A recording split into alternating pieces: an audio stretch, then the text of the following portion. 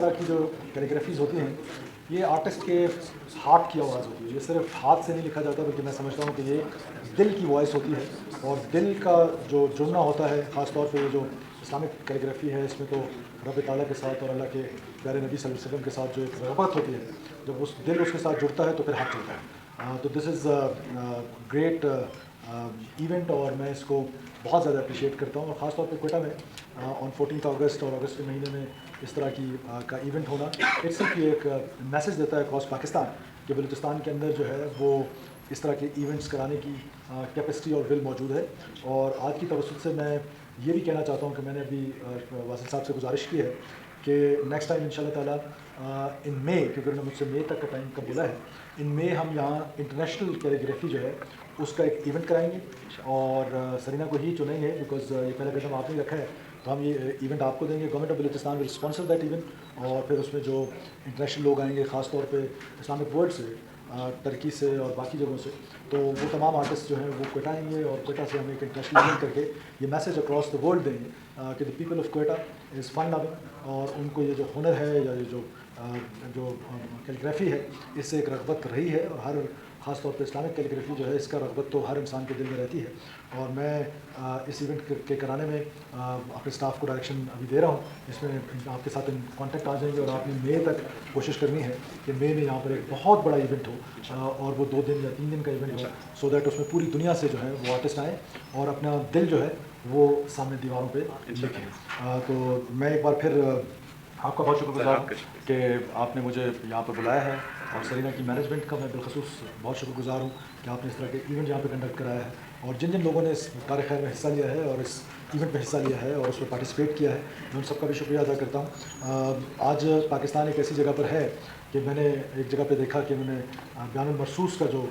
Concept field marshal کی طرف سے مے میں آیا ہے, تو اسی لیے یہ ایونٹ ہم مے میں رکھیں, اور اس کا جو تھیم ہوگا وہ بیان المرصوص ہوگا, اور وہاں سے ہم اس کو لے کے چلیں گے, اور ان شاء اللہ تعالیٰ آپ اس ایونٹ کو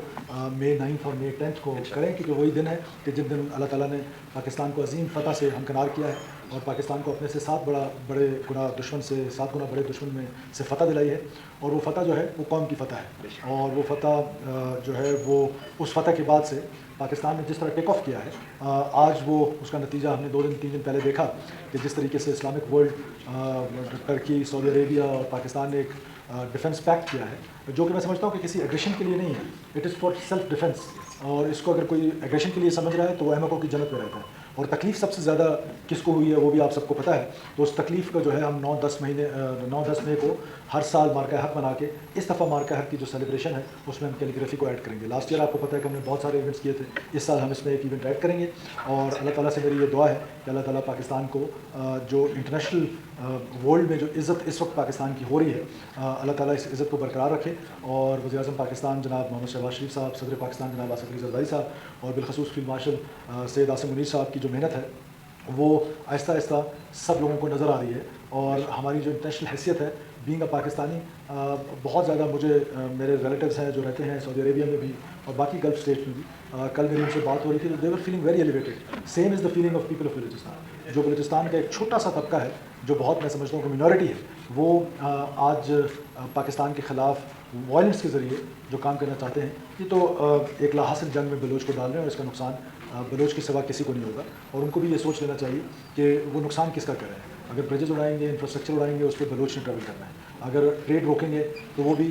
بلوچ کا نقصان کر رہے ہیں, اور پھر اگر ٹریڈرز ہیں جو عام غریب لوگ ہیں ان کے ٹرکس کو روک کے آپ آم کی پیٹیوں, آپ نے آزادی کی تحریک کا نام لے کے آم کی پیٹیوں تک آ گئے, مجھے یقین ہے کہ اس سے بھی نیچے گریں گے آپ, اور پاکستان کی جو فتح مبین ہے اس کو انشاءاللہ تعالیٰ دنیا کی کوئی طاقت روک نہیں سکتی.